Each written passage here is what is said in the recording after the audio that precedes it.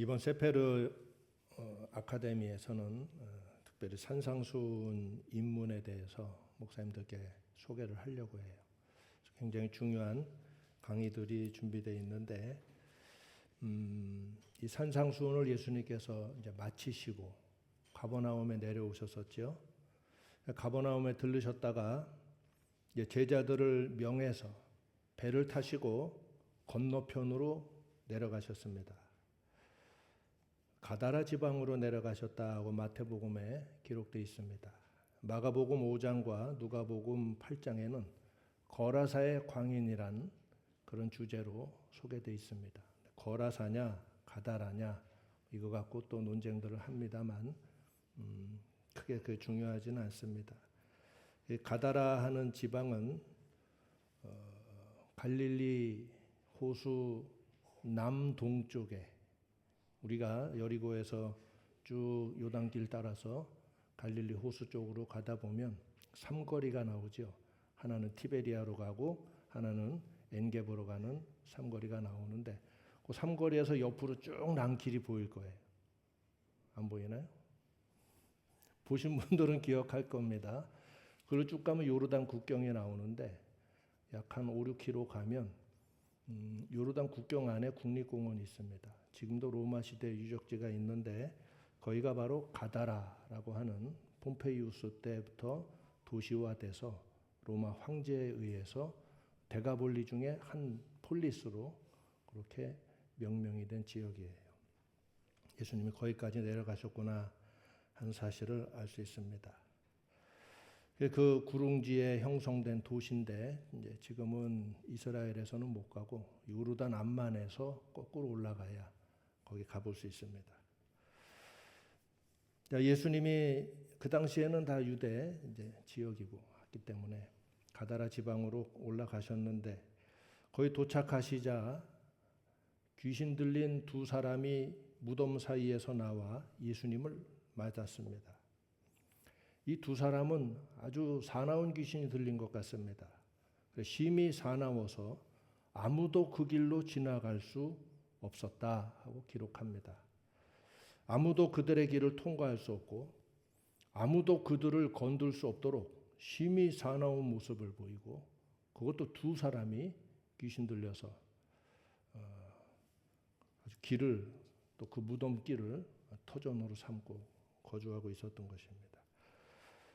가다라라는 지역이 꽤 큽니다. 그래서 위로 한참 올라가서 있어야 되고 밑으로는 이제 갈릴리 호수 남동부까지 연결되는 그런 지역인데 마을 외곽에 듬성듬성 무덤으로 쓸만한 동굴들도 아마 있었을 거고 거기에 또 돌로 많은 무덤들 주로 죽은 사람들을 묻는 데나 사용할 법한 음침하고 버려진 땅이었겠지요.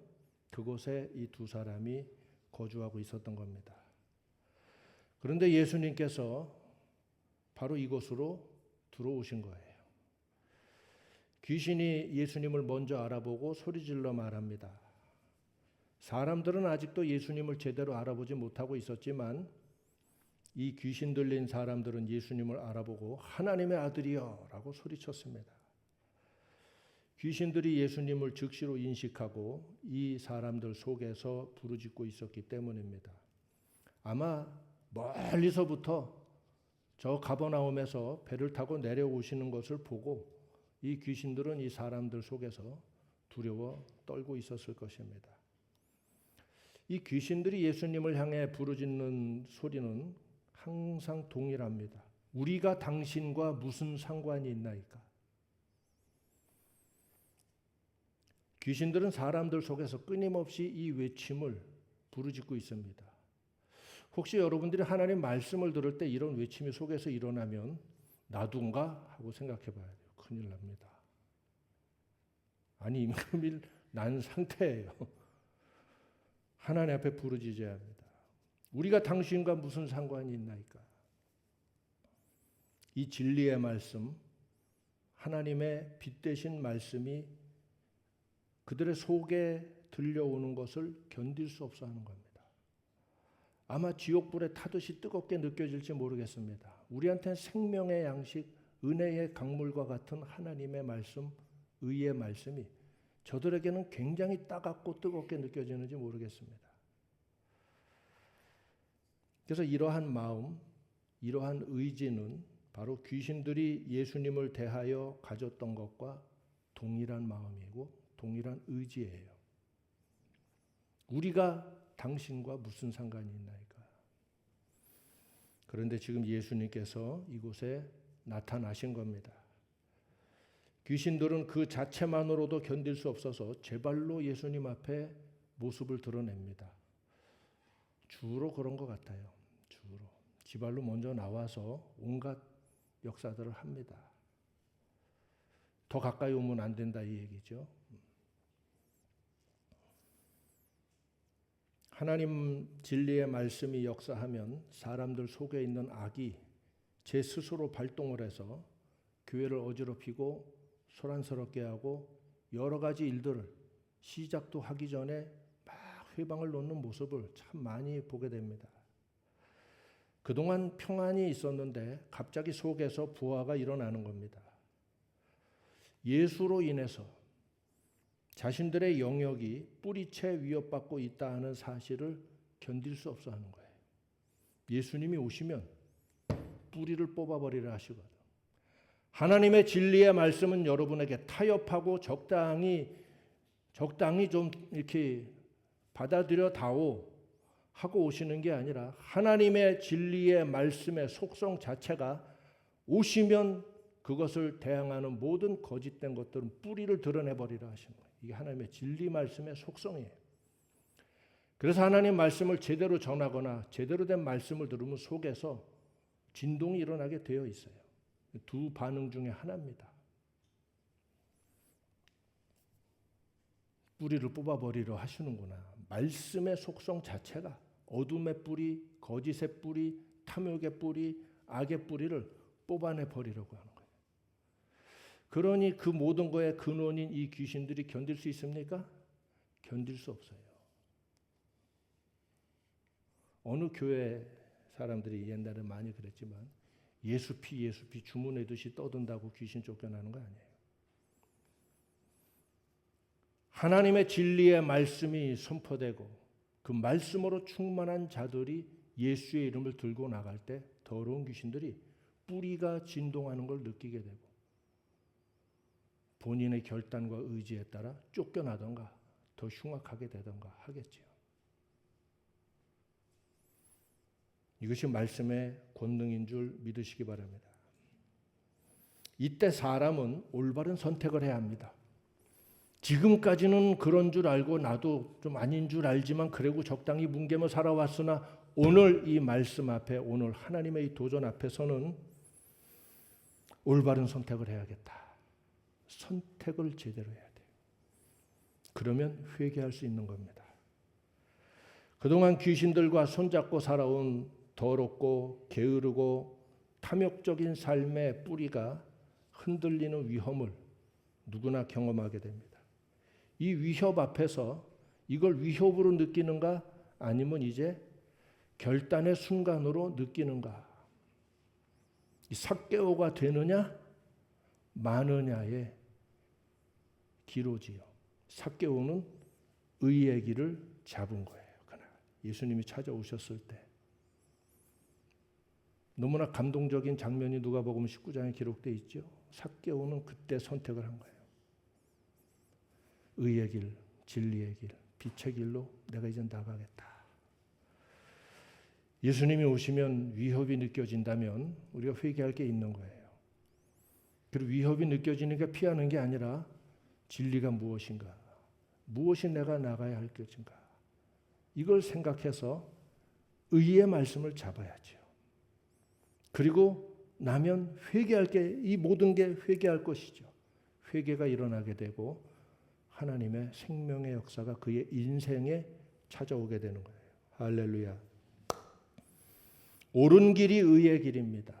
너무나 단순해요. 옳은 길이 의의 길이에요. 옳으면 아멘 해야 되고 그 말씀이 옳으면 붙들어야 되는 거예요. 옳기는 하지만 그러게 듣고 보니 옳은 것 같긴 하네요. 다 대적하는 태도들이죠. 그런 의식과 언어를 다 끊어버려야 돼요. 뿌리를 뽑아버린다. 아주 속 시원하지요. 하나님의 말씀이 뿌리를 뽑아버리다 보니 교회가 이게 쉽게 부흥이 잘 안 돼요. 그러나 들어와서 뿌리를 내리는 영혼들은 하늘의 열매를 맺는 줄 믿습니다. 의의 길이 생명의 길이에요. 옳은 길이 의의 길이고 의의 길이 생명의 길이에요. 무엇이 의의 길인 줄 깨닫게 해주는 게 바로 성경의 말씀입니다. 우리와 당신과 무슨 상관이 있나이까? 이런 표정을 제가 많이 보아왔고 또 결국은 무덤으로 되돌아간 사람들도 많이 보았습니다. 이 두 사람도 무덤에서 지금 뛰쳐나왔는데 감사하게도 성경 뒤에 보면 이 두 사람이 구원을 받고 정신이 온전해지고 그동안 흉측한 몰골을 하고 있었는데 옷을 제대로 입고 앉아있는 모습, 그리고 우리도 주님을 따라가면 안 됩니까? 하고 주님 앞에 부탁하는 이런 모습이 그려져 있습니다. 너무나 감사하죠. 그런데 실제 목회 현장에서는 자기 있던 무덤으로 되돌아간 사람들 참 많이 봤습니다. 너무나 속상하고 개탄스럽습니다. 하나님의 은혜가 친히 찾아오셨고 모든 말씀과 능력으로 충분히 깨달을 수 있게까지 하셨는데도 불구하고 자기 죄를 버리고 이제부터 의의 길, 바른 길을 따라 내가 가겠노라 결단만 하면 하나님께서 완전한 은혜로 도와주실 텐데 그걸 결국에는 고민하다가 돌아서 버리는 것은 너무나 어리석은 일입니다. 이 어리석다는 단어를 유념하시기 바랍니다. 좀 어리석네. 성경의 지혜 문학에서 어리석다 하는 말은 지옥불에 들어간다, 심판에 들어간다, 영원히 버림받는다 하는 개념으로 이어지는 게 어리석다는 말, 그 반대쪽이 학함, 지혜롭다 하는 말이에요. 신약에도 그대로 어리석음이 나타나서 이어지고 있습니다. 하나님의 손을 뿌리치고 귀신들과 결국 손을 잡은 인생들 참 많이 보아왔습니다. 구원받은 사람들도 많이 보았지만 결국에는 이걸 뿌리치고 예전에 있던 곳으로 돌아가는 사람들 참 많이 봤어요.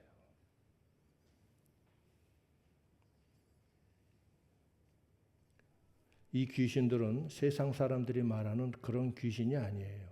뭐 뒤집어 쓰고 나와서 이하고 그런 사람이 죽으면 귀신 된다, 뭐 갈 때 못 가면 또 돌아다니다 하는데 다 거짓말이고 그 자체도 속임이에요. 이 귀신들은 악령들이에요. 마귀들이라고도 하고 악한 영적 존재들입니다. 때가 이르기 전에 우리를 괴롭게 하려고 여기 오셨나이까? 이 귀신들은 자기들이 심판받을 때가 있다는 것과 그 때가 아직은 아니라는 사실을 지금 알고 있는 거예요. 어리석은 인간들은 지금 이 귀신들로부터 중대한 사실을 듣고 있습니다. 그러나 이는 이미 선지자들을 통해 성경의 끝날의 심판에 대해 예언된 내용에 속하지요. 그러나 구약 성경에 보면 죄인들과 범죄한 나라들에 대한 마지막 날의 심판에 대하여 예언하고 있지만 이 귀신들에 대한 이야기는 신약 성경 이후에 기록되어 있는 걸 볼 수 있어요. 그런데 이 귀신들은 자신들의 운명을 이미 알고 있습니다. 결국에는 우리 모두가 다 심판받을 때가 정해져 있다는 사실을 스스로 고백하는 거예요. 그런데 아직은 아니라고 알고 있는데 예수님이 벌써 자기들 앞에 오셨으니 때가 이르기 전에 우리를 괴롭게 하려고 오셨나이까? 자기들을 지금 무저갱에 던져놓지 마시기를 간절히 간구하는 모습을 보이고 있습니다.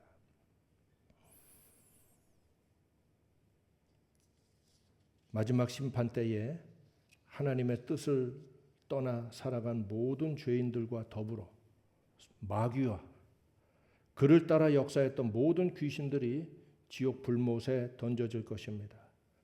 지금 이 귀신들은 예수님을 앞에 뵙고서 두려워 떨고 있는 것입니다. 우리는 회개할 수 있어요. 보라, 지금은 은혜 받을 만한 때요. 보라, 지금은 구원의 날이라. 듣는 자는 깨달으라. 듣는 자는 회개하라. 회개하고 구원을 얻어라 하는 게 복음의 선포죠. 그런데 이 귀신들은 회개할 수 없습니다. 그들은 진리가 없습니다. 회개할 수 없는 존재, 용서받고 새롭게 될 기회가 영원히 없는 존재가 자신의 끝날이 다가오고 있다는 사실을 알고 있을 때 어차피 그들은 영원히 기회가 없다는 걸 알고 있는 존재들이라면 그들은 얼마나 더 악하고 철저히 저항하고 철저히 파괴적일까요?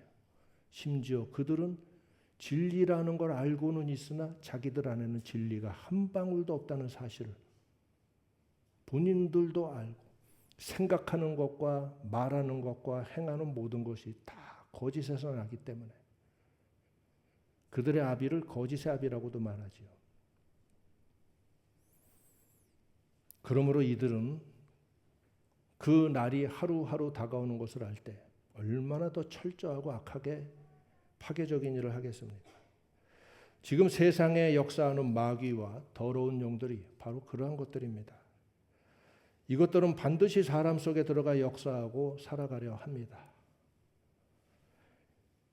왜냐하면 현실에서 역사를 만들어내는 것은 보이지 않는 영들이 아닌 인간의 모든 말과 행위들로만 현실 역사가 이루어지고 현실의 범죄와 파괴도 인간의 행위를 통해서만 가능하기 때문이에요. 악한 영들이 아무리 일으키려고 해봐야 뭐 자연 재난 정도밖에 더 되겠습니까? 인간을 통해 일으키는 수많은 사륙과 거짓과 질투와 폭력과 파괴는 너무나 현실적인 것들이거든요. 할 수만 있으면 이것들은 사람 속에 들어가 역사하고 지금도 역사하고 있습니다. 오늘도 사람들 속에서 거짓과 광기와 이기심과 모렴치함과 온갖 정욕과 술 취함과 폭력과 파괴를 일삼고 있습니다. 그리고 입을 열어 말하는 것마다 다 거짓된 사상, 근거 없는 사상들로 비난하고 비평하고 모함하고 이간질하고 그 이간질에 부하내동하고 이게 지금 사람들의 살아가는 모습 아닙니까? 하나님의 말씀은 진리입니다. 하나님의 말씀은 참된 가치를 알리는 것입니다. 이것이 하나님이다. 이것이 본래 하나님의 뜻이다. 이것이 원래 너희가 가야 할 길이다. 이것이 본래 하나님이 지으신 사람의 길이다. 하나님의 말씀이 진실하신 하나님의 말씀이 우리에게 모든 거짓의 껍데기를 벗기고 생명의 길, 참된 길을 가르쳐 주시는 거예요. 할렐루야. 나는 곧 진리요. 나는 길이요. 나는 생명이다. 예수님께서 말씀하셨어요. 우리는 주의 말씀을 들어야 합니다. 그리고 그 말씀이 들려오고 깨달을 때 뭔가 내 속에 어떤 뿌리가 흔들리는 것처럼 느껴지면 뽑아버려야 돼요. 썩은이가 흔들리면 어떻게 해야 돼요?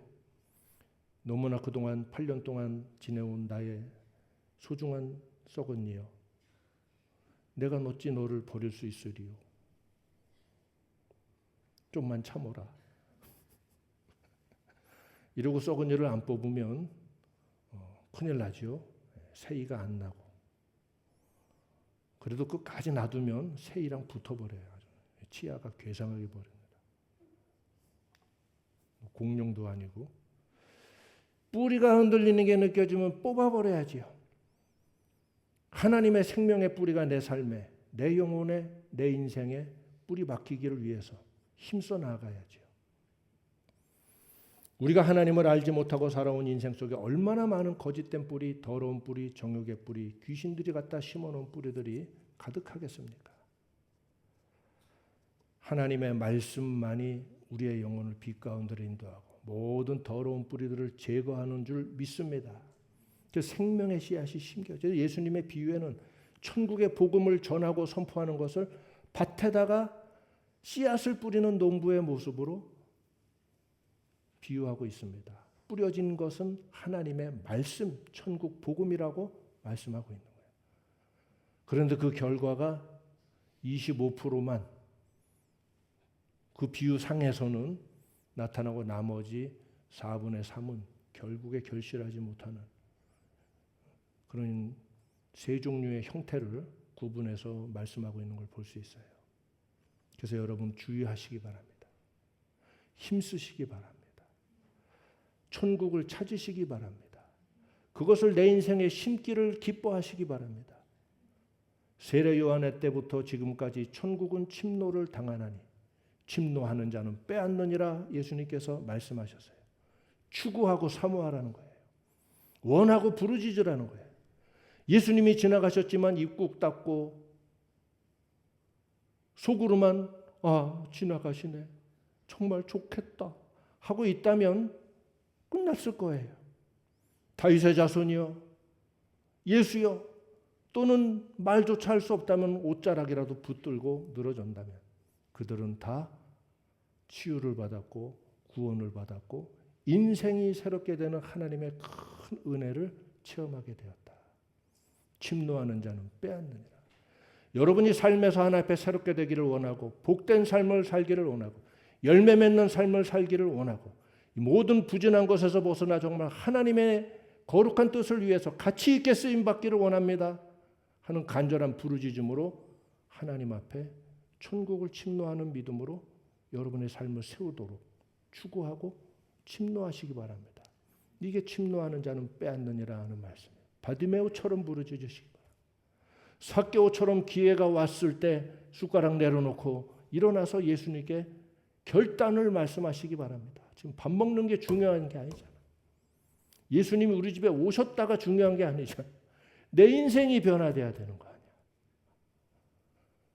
삭개오는 정말 잘했어요. 너무너무나 이 이야기는 감동적인 이야기고 정말 박수치고 싶은 이야기예요. 그렇게 하는 거예요. 예수님이 오셨을 때 진리를 붙들어야 되는데 이 귀신들은 이 사람 속에서 부르짖습니다. 그리고 결국 버틸 수 없음을 알게 될 때 예수님께 간구했습니다. 어차피 버틸 수 없는 거 알지요. 주님이 오셨는데 예수님은 타협 없어요.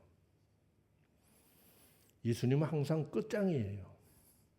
내가 오면 끝장이지 내가 와서 타협하는 건 없다. 여러분 진리의 속성은 그냥 끝장입니다. 진리라는 건 오면 받아들이던가 거부하던가지 섞이는 것 자체가 거짓이 돼버리거든. 진리의 속성 자체는 그 본질 자체는 그냥 끝장이에요. 예수님이 오셔서 더군다나 다른 것도 아니고 귀신하고 맞닥뜨렸는데 끝났지요. 주님은 한 발도 물러서는 분이 아니거든. 하나님의 진리 속성이 이러하구나. 진리 앞에는 우리가 무릎 꿇어야 됩니다. 너무나 많은 사람이 진리의 말씀 앞에서 대항합니다. 그리고 회피하거나 타협할 수단을 찾습니다. 그걸 또 위로해주고 격려해주면 교회가 엉망진창이 되고 지금 세계 교회와 급기야 한국 교회까지 엉망이 돼버린 모습을 볼 수 있어요. 귀신들은 결국 버틸 수 없는 거 처음부터 알고 있어요. 그런데 끝까지 저항을 하는 거예요. 어차피 죽는 거 아는데 악이라도 쓰고 죽겠다는 심정과 같은 겁니다. 정말 악하죠? 끝까지 악해요. 이것들한테 뭐 신사적인 게 있으면 그 귀신이 아니라 천사였을 거야 아마. 악한 영들에게 신사도를 기대하지 마세요. 이것들은 끝까지 발악을 하다가 쫓겨납니다. 그래 발악을 하다가 이제 더 통하지 않으니까 예수님께 간구했습니다. 만일 우리를 쫓아내실진데 아직 때가 아니니까 우리를 무적행에 들어가라고 명하지 말아주시고 저 돼지에게로 들어가게 명하여 주소서. 돼지 떼에 들여보내소서. 다소 이해할 수 없는 간구를 한 겁니다. 도무지 이 영계는 이해하기가 쉽지 않아요. 특히 이 악령들의 세계는 이해할 필요 없어요. 그거 고민하고 연구하지 마세요. 도무지 이해할 수 없어요. 그래서 이런 미친 행위들을 하고 이런 걸 요구합니다. 돼지에게로 들어가게 하소서. 하나부터 10까지 다 맥락이 없죠. 맥락 없는 말과 행동을 지속적으로 하는 걸 뭐라 해요? 미친놈이라 하죠. 여러분들은 맥락이 있으시기 바랍니다. 잠깐 중2병 들었을 때 좀 그런 모습을 나타내긴 하지만 곧 정신 차리고 이제 사람으로 서야죠. 내가 하는 말, 내가 하는 행동, 내가 살아가는 삶의 길이 맥락이 있어야 되는데 그래야 내가 나를 돌아볼 때도 어떻게 왔구나를 알 수가 있는 거예요. 참 요즘 사람들 행동하는 거 보면 맥락이 없어요. 다들 광기만 갖고 사는 것 같아. 앞에 나와서 발언을 하는 자들도 그러하고. 주님 오실 때가 가까워서 그런가 생각을 합니다. 그래 이 귀신들이 그 자체가 그들의 속성이죠. 돼지떼에 우리를 들여보내 주소서. 문제는 이것도 이해할 수 없는데 예수님께서 또 그 청을 들어주셨다는 거예요. 가라. 예수님의 대답을 듣자 귀신들이 돼지떼에게 순식간에 들어가 버렸는데 돼지들이 갑자기 미친 듯이 내달아서 내리막길로 막 치달아 내려가서 바다에 빠져 몰살해 버렸다. 누가복음이나 마가복음에는 한 2,000마리 정도 되는 어마어마한 돼지떼가 굉장한 수제예요. 굉장한 때예요. 정말 마태복음에도 많은 돼지떼라고 말하고 있는데 내리막길로 치달아서 갈릴리 바다까지 가서 결국에는 몰살해 버렸어요. 본래 돼지가 헤엄칠 줄 알아요? 몰라요? 알아요. 섬에도 멧돼지가 살잖아. 섬에 사는 멧돼지가 어디서 왔는지 알아요? 육지에서 헤엄쳐 건너온 거예요. 제주도까지도 가고 일본까지도 건너가요. 사람보다 헤엄을 잘 쳐요, 돼지가. 왜냐면 몸에 튜브를 끼고 있잖아요. 그래서 나는 이 돼지들이 갈릴리 바다에 들어가서 몰살했다는 것도 신기해요. 돼지도 자살하나? 귀신이 들어가니까 참 이해할 수 없는 요상한 일들이 벌어졌어요. 자, 근데 이게 돼지 치는 사람들 입장에서는 큰 재앙입니다. 이게 무슨 자동차도 아니고 갑자기 급발진을 해서 이것들이 한두 마리도 아니고 동시에 급발진을 해. 그러더니 물에 들어가더니 다 죽어버린 거예요. 돼지 치는 사람 입장에서는 얼마나 억울하고 얼마나 황당하고 얼마나 큰 피해를 당했습니까? 도대체 예수님은 왜 이런 사람에게 이런 억울한 일을 당하게, 누군가의 재산인데 이걸 허락하신 걸까요? 그걸 요구하는 귀신들도 이해가 안 되고 예수님도 그걸 가라고 허락하신다고. 이 두 사람의 영혼이 많은 돼지보다 귀하니라.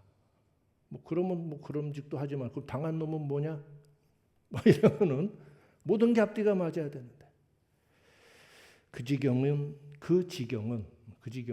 두 가지 의미가 있죠. 여기서는 땅지자입니다. 그 지경은 그 가다라 지역도 유대인의 이스라엘의 땅이라 하는 선포예요. 본래 요단강 건너 길르앗 지역까지 다 모세를 통해서 여호수아를 통해서 하나님이 분배해 주신 약속의 땅이죠. 하나님이 허락하신 약속의 땅이라 하는 선포예요. 돼지들은 유대인에게는 부정한 짐승이라 절대로 먹지 않습니다. 지금도 이스라엘 가면 돼지고기는 안 팔아요. 부정한 짐승이라. 양이나 소를 키웠다면 아마 예수님께서 허락지 않으셨을지도 모르겠어요. 그 지역은 로마의 폼페이우스 장군 이후로 또 황제에 의해서 또 헤로데에게 주어져 가지고 그렇게 도시화되어 간, 그래서 여기서도 보면 폴리스라고 나와요. 들어간 곳인데, 나는 이 갈릴리 언덕에서 돼지떼가 몰살당한 사건을 생각할 때 이 부정한 짐승을 이렇게 큰 떼를 이루면서 사육을 하고 있었다는 것은 이방인들이 먹는 음식이었던 거겠죠. 돼지를 애완동물로 키울 리는 없으니까. 땅을 정화하시는 거예요. 주님이 오시면 사람의 영혼을 정결케 하시고 하나님의 약속의 땅도 정화하시는, 더러운 것들을 정결케 하시는 상징적인 역사가 아닌가, 난 이렇게 생각을 합니다. 그러면 답이 다 풀려요. 이건 귀신들이 요구했던 거지만 모든 것 위에 하나님의 깊으신 섭리가 완전하게 역사하고 계셨고, 귀신들은 하나님의 수를 읽을 수조차 없다. 하나님의 깊으신 뜻을 완전한 섭리 가운데 행하시는데, 아마 이 귀신들의 파괴적인 그런 역사를 통해서도 하나님께서는 당신의 거룩한 뜻을 성취해 나가신다 하는 예언서적인 메시지가 여기 담겨 있기도 합니다. 하나님은 친히 파괴적인 행위를 하시진 않습니다. 능히 하실 수도 있음에도 불구하고 하나님은 거룩하시고 하나님은 사랑이시기 때문에 굳이 하나님의 손으로 하시진 않아요. 그러므로 하나님의 섭리는 인간의 머리로는 도저히 측량할 수가 없습니다. 이런 사실이 욥기 전반을 통해서 잘 나타납니다. 앞에서는 하나님이 하시는 일을 읽을 수가 없고 이해할 수가 없어요. 그래서 많은 사람들이 하나님 앞에 왜 하고 부르짖지요. 도대체 왜? 앞에서는 하나님의 섭리가 보이지 않아요. 그러나 뒤에 가서는 이해할 수 있게 하신다. 할렐루야. 하나님 앞에 무릎 꿇게 하시고 하나님의 이름 앞에 두 손을 들어 하나님의 거룩하심을 찬양하게 하시는 거예요. 그래서 여러분, 하나님을 읽으려 할 때 감히 앞에서 읽으려 하지 마세요. 여러분이 욥 이상 지혜롭지 않다면 욥도 실패했어요. 고대의 현자인 욥과 그 세 친구도 다 실패했어요. 그러나 마지막에 욥은 깨달았어요. 하나님이 친히 나타나셔서 풀어주실 때 마침내 깨닫고 그의 반응은 왜가 아니라 회개하는 모습으로 도리어 나가는 이런 모습을 볼 때 우리 인생은 앞에서는 다 이해 못하는구나. 그래서 오직 나의 의는 무엇으로 말미암아 살리라? 믿음으로. 하나님의 인자하심, 하나님의 완전하심을 믿으시기 바랍니다. 믿음으로 사는 거예요. 때가 되면 하나님 풀어주실 때 다 보여지게 되고 알아지게 돼요. 자, 이렇게 돼지들이 난리를 피고 다 죽어버리고, 정말 이건 개 난리가 아니라 돼지 난리가 났어요. 돼지 난리가 나버렸어요. 사람들이 뛰쳐들어가 마을에 가서 이 소식을 알립니다. 큰일 났다, 큰일 났다, 큰일 났다. 이 사실을 전해 들은 마을 사람들이 예수님께 나와 예수님을 영접한 게 아니라 그 마을에서 떠나주시기를 간구했습니다. 돌멩이를 못 던진 거 보니까 아마 돼지 사건을 보고 쫄기는 했나 봐요. 나사렛 사람들처럼 예수님은 공격은 못했지만 겁이 났겠지요. 그 광인, 그 무서운 두 귀신 들린 사람도 멀쩡히 앉아있지. 돼지떼는 작살이 났지. 아마 여러분 같아도 아무리 화가 나도 속으로 꾹 삼키고 겁나서 함부로 이런 것도 못했을 거예요. 제발 저희 마을에서 떠나가 주셨으면. 밥도 안 주고 손님을 나가라고 하니 참 못됐어요. 여기 마을 사람들이 예수님께 떠나주시기를 간구했다는 파라칼레인이라는 표현이 앞서서 31절에 귀신들이 예수님께 간구했다는 파라칼레인과 동일한 동사로 기록되어 있습니다. 뭐 느껴지는 거 없어요? 귀신들이 예수님께 우리를 돼지떼에게 들여보내달라고 간구했다 할 때 파라칼레인. 이 마을 사람들이 지금 이 모든 일이 된 것을 보고 나서 예수님께 와서 떠나주시기를 파라칼레인 했다.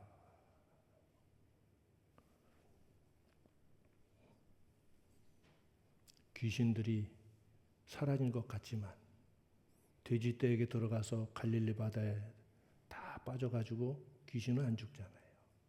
그럼 바닷속에 이제 물귀신이 됐나요? 넘겨짚으면 안 돼요. 성경은 써 있는 것만 가지고 이해를 해야 돼요. 그 마을을 떠나지 않고 있는 모습을, 그 장면을 보는 듯해서 섬찟했어요. 귀신들이 앞에서 했던 그 단어가 이 마을 사람들, 마을 대표들의 입을 통해서 다시 반복되고 있잖아요. 파라칼레인. 옛날에 나온 영화 중에 벌써 한 20년 넘은 것 같아요. 키아누 리브스라고 알죠? 존 윅 4편까지 나왔죠.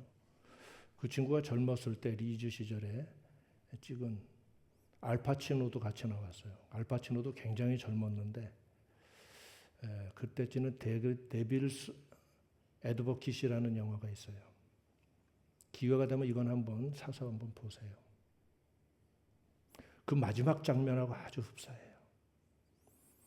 마침내 이제 키아누 리브스가 더 이상 악을 따를 수 없다 해서 이제 자살을 하면서 그 악마인 알파치노가 막 비명을 지르면서 와 하면서 그동안의 역사가 다시 원점으로 되돌아가면서 첫 장면으로 다시 복귀하는 이제 이런 장면이 마지막 결론인데, 그 뒤에서 알파치노가 다시 또 웃습니다. 이런 장면이 나와요. 지금 영화 설명하면 산으로 가니까 내가 설명 안 하겠지만, 그 마치 이런 장면과 섬찟한 여운을 남기고 있어요.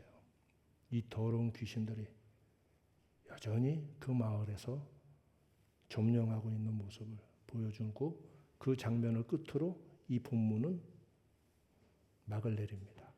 그리고 9장 1절에 예수께서 다시 배를 타시고 건너편 원래 이렇게 오셨던 가버나움 쪽으로 가시는 장면이 9장 1절에 기록됐어요.